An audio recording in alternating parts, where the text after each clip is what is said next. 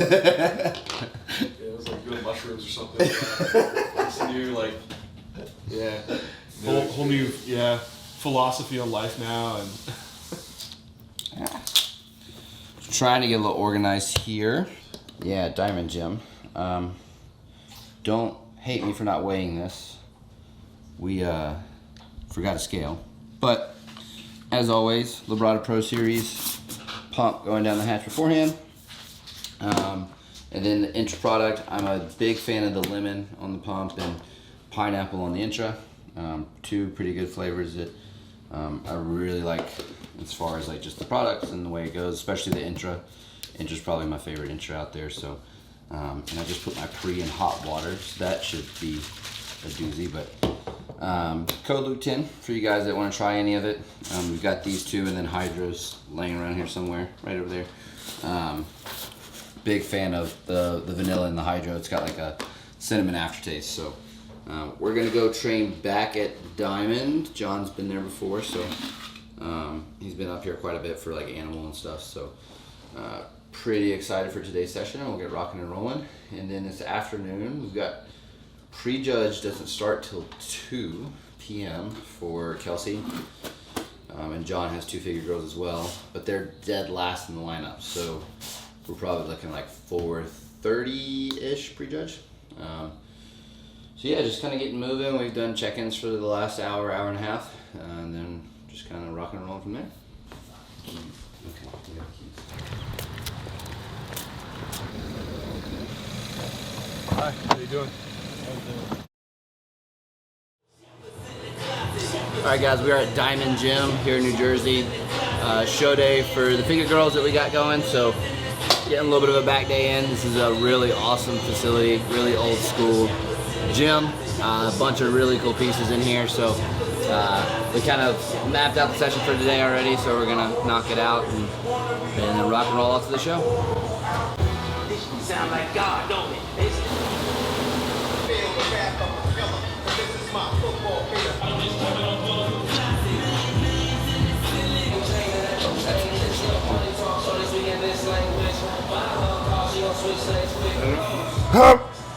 Good spot, that's right. Oh, God, I nailed that.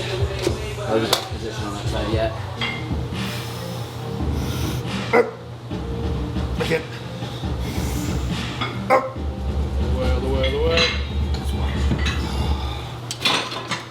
Yeah, so when you're doing these pull downs, you'll see like this path is pretty back into you, so you kind of have to sit back from the chest pad to keep it in that lap plane. You also notice both of us were kind of like rotating into it, so that that path that actually diverges a bit comes directly into the lap plane. It's just kind of a product of making sure we're able to keep it here instead of us turning it into this bicep curl high pull. So you'll see when we do these work sets, but ready to rock and roll, first movement.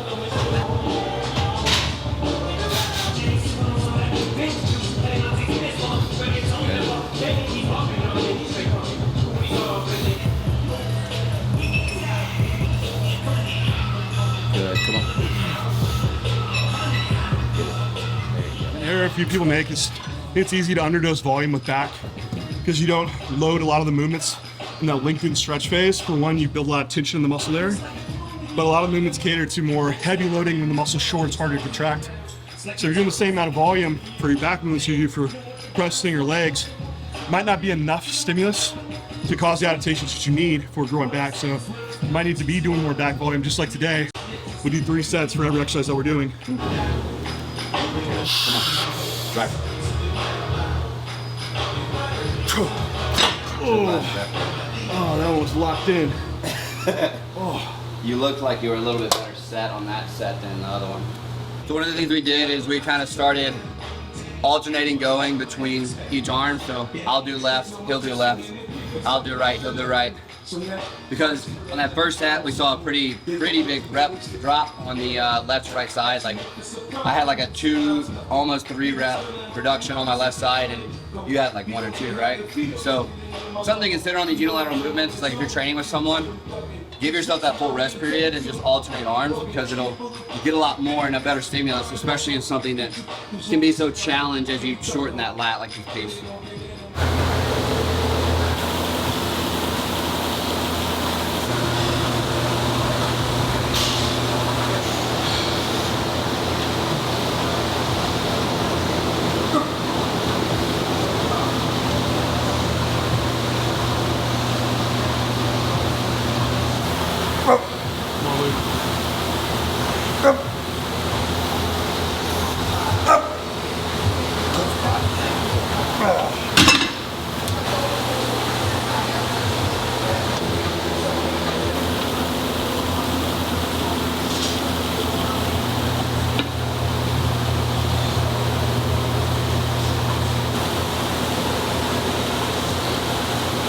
Go. Still you. Here we go. Go. 1, 2. Good. A lot of you guys on T-bar rows, especially these chest supported variations, really like to try to let those scaps go by really kind of folding yourself over the top of the T-bar, which can be problematic from an output perspective because a lot of our ability to output force with our arms is going to be relative to the central hub. So using this pad as like the brace and not allowing yourself to fold over it is an important aspect of, one, making sure when you let yourself go into protraction, you're actually getting into a full lengthened range, but two, you're not limiting your ability to then apply force back into the actual row. So you'll see like John does a really good job of really painting the corners with the full protraction, but not letting himself fold over. And with this setup, I'm really having to like crank myself down because of my height. So it's allowing me to do that pretty well here as well.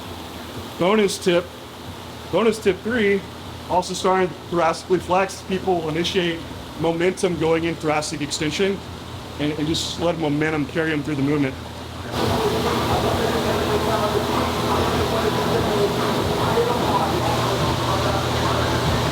Oh, you call it. This one.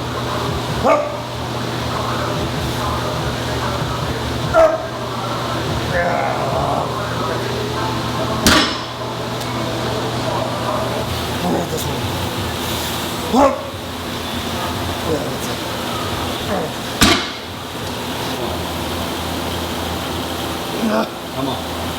Still you. Come on. Go. Go.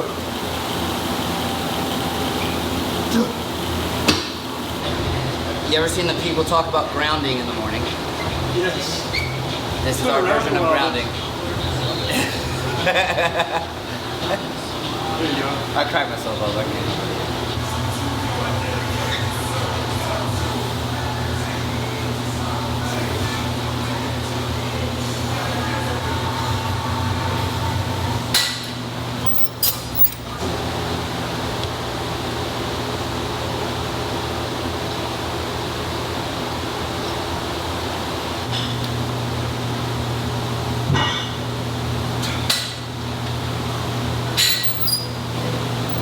It's really easy for me to let that shoot out away from me. Yeah, Staying locked in it's tough. makes a huge difference.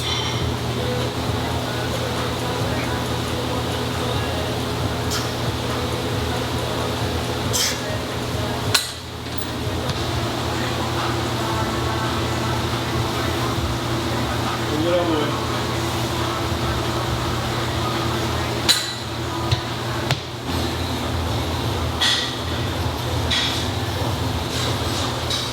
So a lot of people go into a single arm based cable row to help train, be more of a lat biased cable row. And I think it's getting over exaggerated in some, because a lot of the issues with the row is if the arm's internally rotated, typically we start with like kind of bicep or teres. So the idea is to move a little bit into lateral flexion so this elbow stays tight to the hip. Some people are over exaggerating this now, with the only focus being a ton of lateral function, and they're also tilting the head to where now the movement's just too short of range of motion. All we want to do here is enough lateral movement so the hip is lined so the elbow moves with the hip. And we still have the balance between hitting the lat and also plenty of range of motion.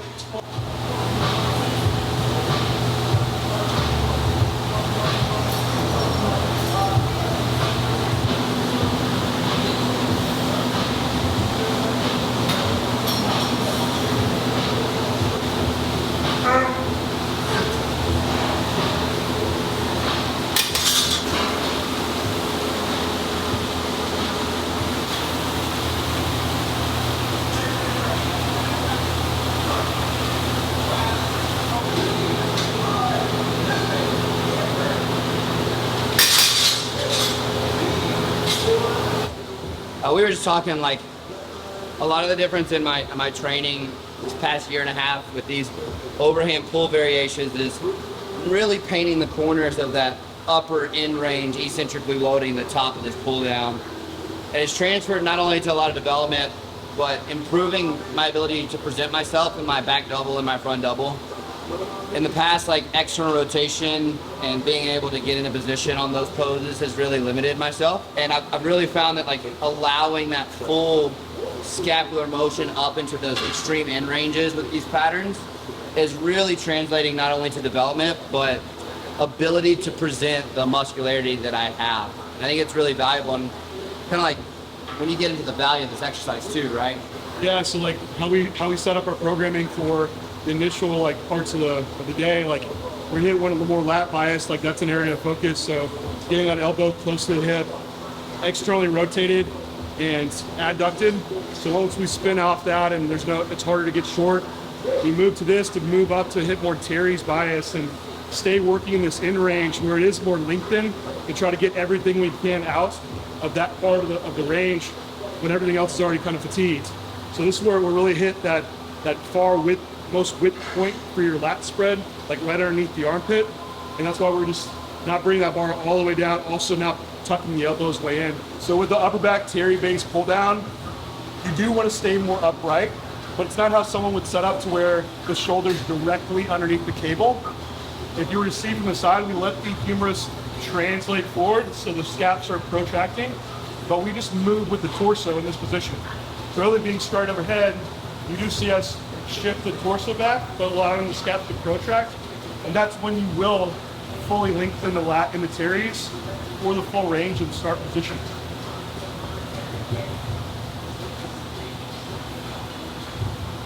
That was all right.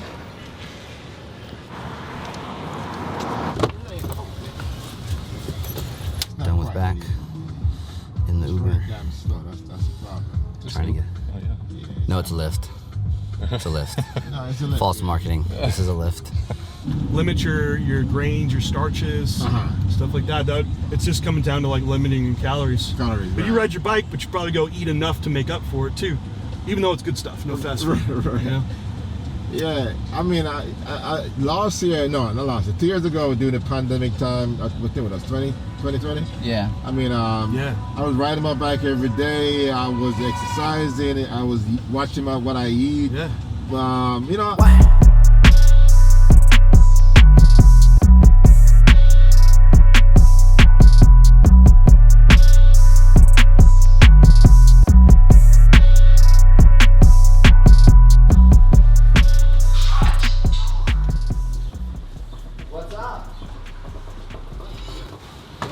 Hi.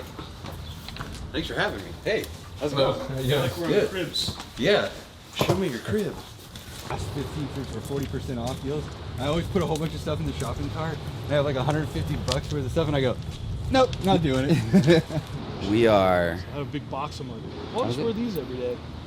What time is it? 1:15. 1:15 show day for the Figure Girls. We've got Daniel in town, and he's got to go check in for classics. Hey so guys. we are headed to the show venue, waiting for the lift because it's way cheaper than Uber. And gonna go hang out up at the venue, make sure these girls nail it. It's your bag, is it? Do we go through the spinny door? I think we go through the spinny door. Have to.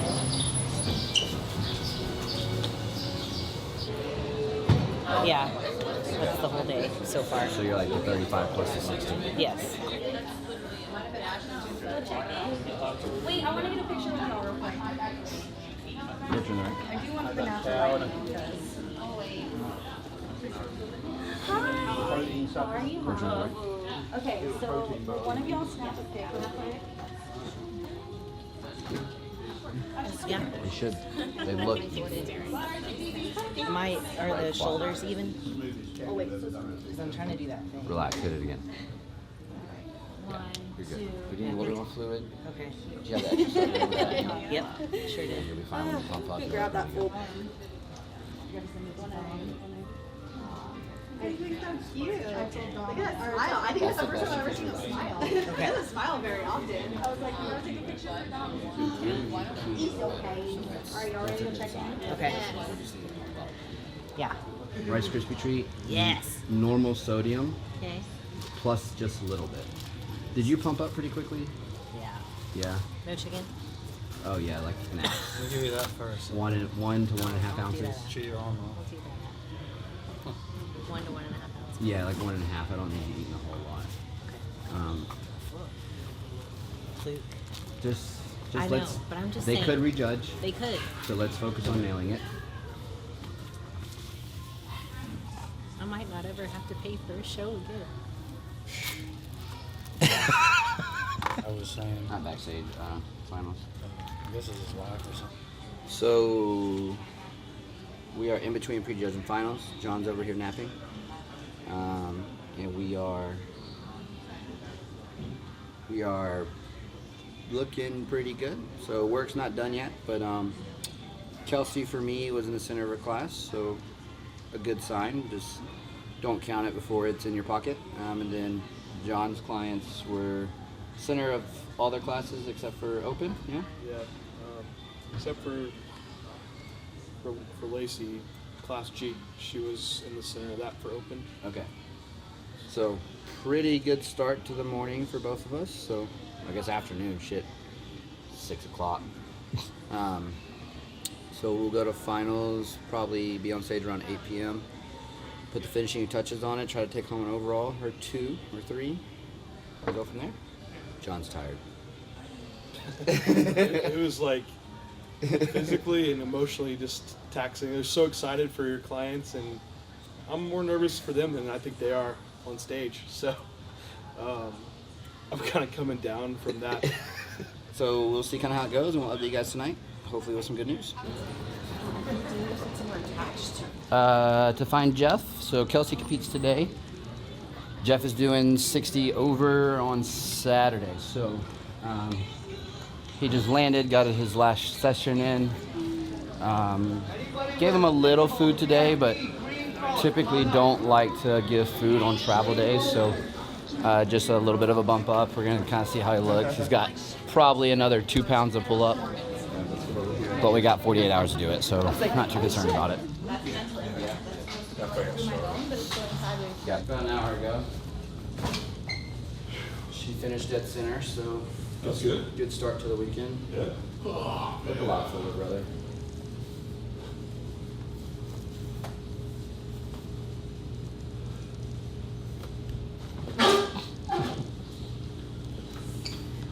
Take a step back. There you go.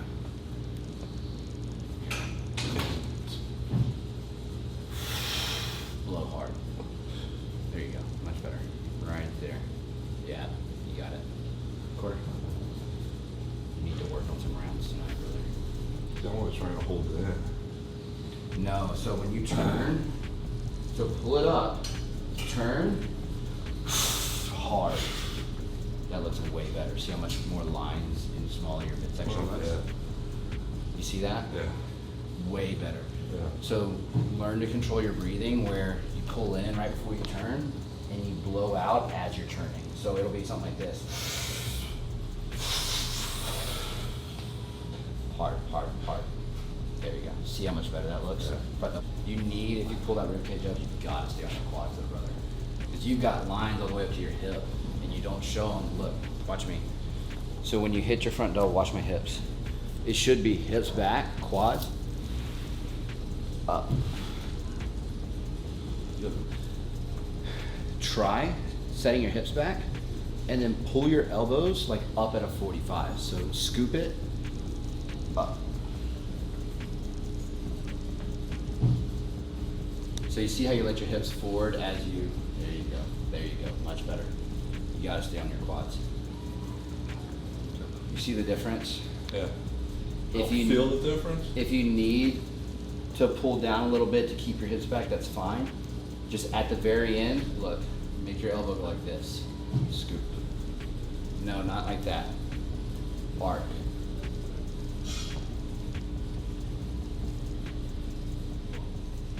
There you go.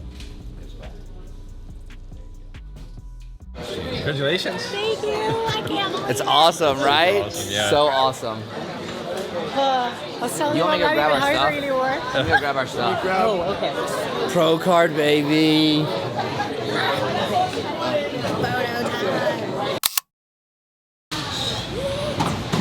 What do I even do with it? Kelsey, do what we're eating. What do we have?